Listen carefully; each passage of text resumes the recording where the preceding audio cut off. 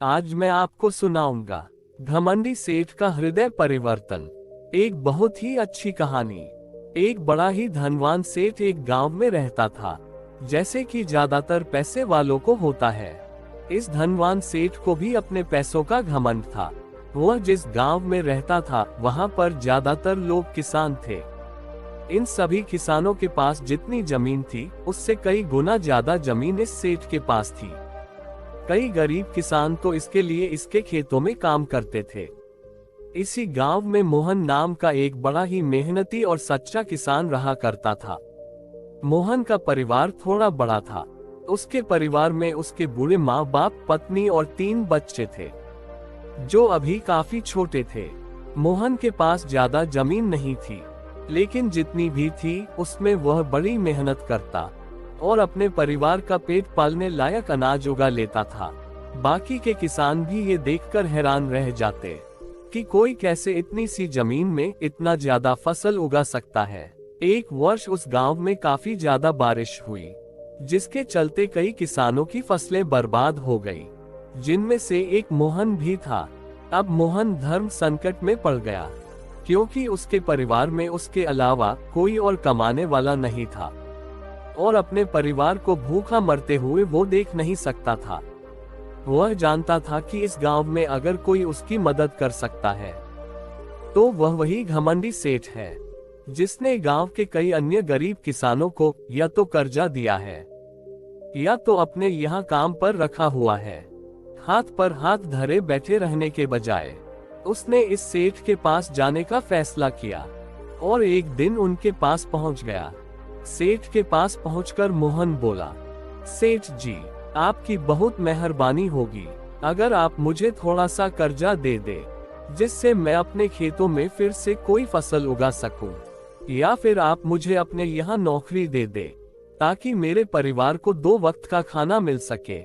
घमंडी सेठ को उसकी इन बातों से कोई मतलब था नहीं, लेकिन गांव के सारे लोगों की तरह वह भी यह जानता था कि मोहन कितना मेहनती है और वह जिस भी खेत में काम करेगा वहां वह 2 गुनी फसल उगा सकता है।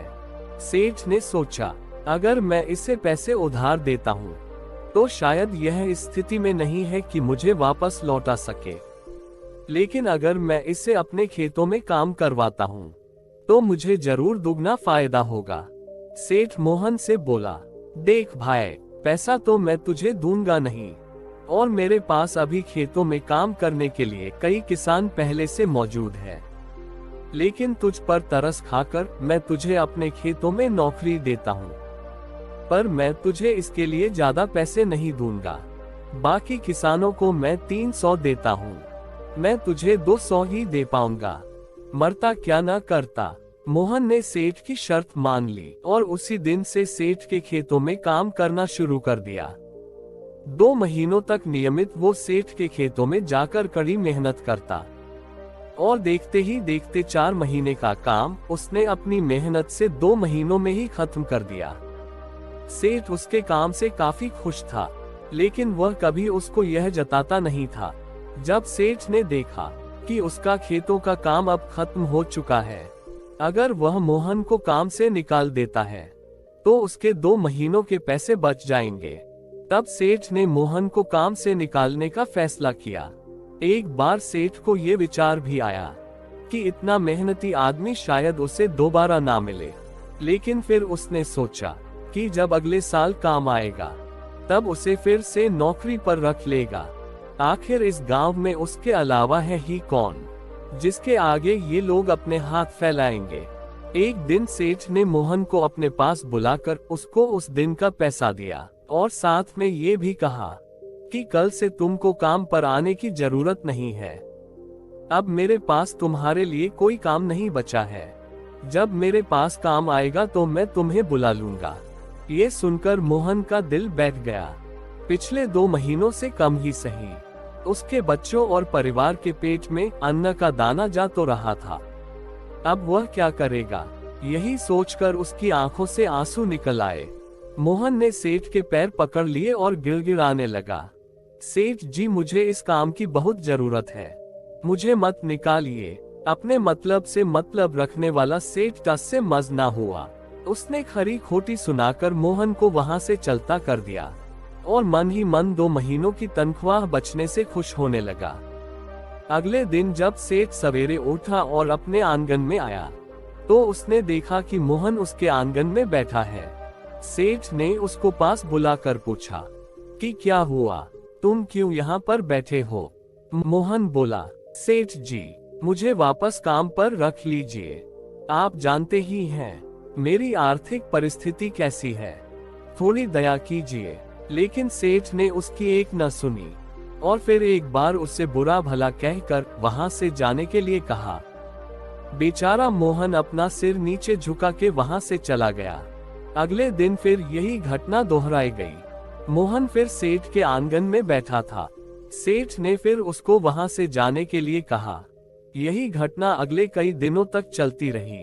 अब तो मोहन सेठ के निकालने पर भी वहां से नहीं जाता था और वहीं पर बैठा रहता था। एक बार सेठ ने उससे पूछ लिया, तुम कैसे आदमी हो? मैं तुम्हारा इतना अपमान करता हूँ लेकिन तुम्हें कोई फर्क ही नहीं पड़ता।